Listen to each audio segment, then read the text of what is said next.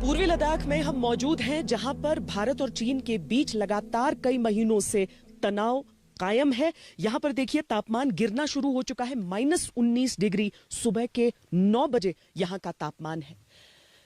इस समूचे इलाके का इतिहास कुछ ऐसा रहा है, जो कि अक्सई चीन से लगता हुआ इलाका है। चीन कोशिश करता है कि सलामी स्लाइसिंग करे, यानी पतला पतला धीरे धीरे तिल तिल कर वो जमीन पर आगे बढ़ता जाए। लेकिन इस बार हिंदुस्तान ने ठान लिया है कि बिल्कुल भी चीन को आगे बढ़ने नहीं देना है। इन सड़कों के रख रखाव को देखकर आप इस बात को महसूस कर सकते हैं कि भारत की तैयारियां किस तरह की रहती हैं। यहां पर गांव भी एक और रहते हैं। यहां पर जो रिहायशी इलाके हैं, वहां पर लोगों के रहन सहन में किसी तरह का कोई परिवर्तन नहीं, उनको लेकर किसी तरह की समस्याएं नहीं हो रही हैं, क्योंकि भारतीय सेना डटी हुई है लाइन ऑफ एक्चुअल कंट्रोल पर। भारतीय सेना लाइन ऑफ एक्चुअल कंट्रोल पर डटी है।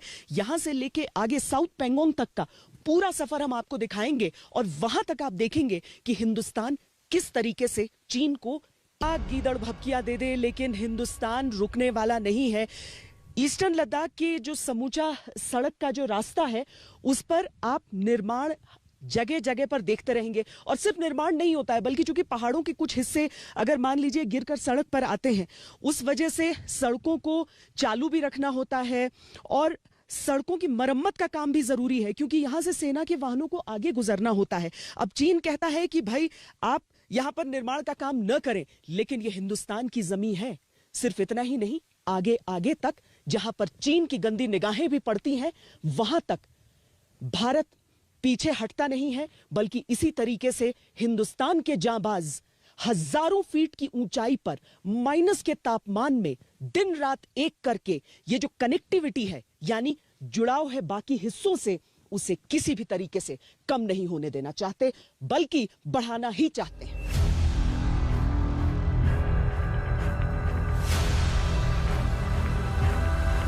और इसके साथ ही बढ़ रही हैं यहां की चुनौतियां भी।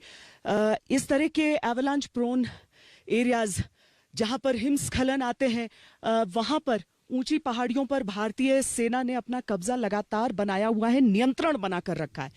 ये चीज चीन को बहुत चुभती है, लेकिन उससे ज्यादा सोचिए कि जहां पर सांस लेने में इतनी तकलीफ हो, वहां पर किस तरीके से चीन जैसे दुश्मन से मुकाबला होता होगा। किस तरीके से चीन की तरफ से जो सैनिक आते हैं, उन्हें धरा जाता है यहां पर, और उसके बाद लौटाया जाता है चीन को, उन्हें यह साफ करके कि चाहे कितनी भी मुश्किल चुनौतियां न हो, हम यहां पर हमेशा तैनात रहेंगे, सजग रहेंगे। सांस थमती गई, नब्ज जमती गई, सर हिमालय का लेकिन न झुकने दिया। ये पंक्तियां नहीं है केवल, इसी इलाके में भारतीय फौज ने 1962 में जंग लड़ी थी। उस समय जो ये ठंड है, और ठंड का आलम आप पहाड़ों पे बर्फ को देखकर नहीं, आप मेरे पीछे इस जमी हुई नदी को देखकर लगाइए।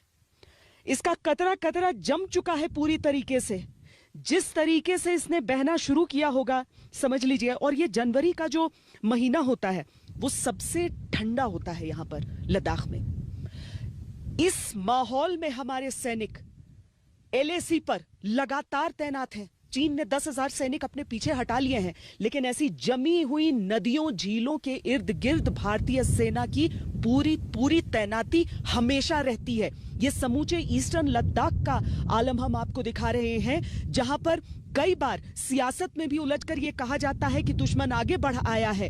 कई बार संशय और शक उठाया जाता है, लेकिन सोचिए, इसका एक एक हिस्सा, जो हिंदुस्तान की जमीन का एक एक हिस्सा जो है, उस हर जगह पर चाहे कितनी ही कठिनाई क्यों ना आ जाए, चाहे सांसें आए ना आए, लेकिन हमारी सेना तैनात रहती है लगातार।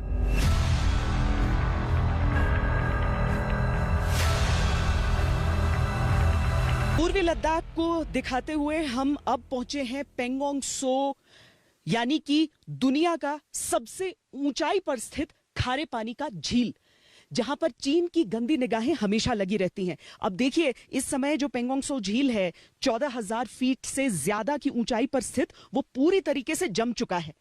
ये खारे पानी का झील है, यानी जमने में और ज्यादा समय इसे लगा है, यानी तापमान और ज्यादा यहां पर इस समय गिरा हुआ है। लेकिन भारतीय सेना के जवान यहां पर तैनात हैं। आम दिनों में यानी कि गर्मी के मौसम में यहां पर बहुत चटक नीला आपको पेंगोंग सो नजर आएगा। इस समय आपको ग्रे रंग में नजर आ रहा है। कहते हैं एक दिन के भीतर कई कई रंग बदल लेता है ये पेंगोंग झील, लेकिन चीन जैसे चालाक देश से कम ही रंग बदलता है। फिर भी उन्हें जवाब देने के लिए भारतीय सेना इन कठिन परिस्थितियों में भी हमेशा लगी हुई है। और यहां के फिंगर्स को लेकर भी जिस तरह का विवाद है कि चीन कितने हिस्से में और भारत क्या अपने नियंत्रण को अभी तक लागू रख पाया है, तो उसको लेकर किसी को कोई संशय नहीं होना चाहिए। यहां पर तो हिंदुस्तान ने अपने हिस्से में पूरी तरीके से पर्यटकों के लिए इसे अब खोल भी दिया है, यानी छुपाने के लिए कुछ नहीं है।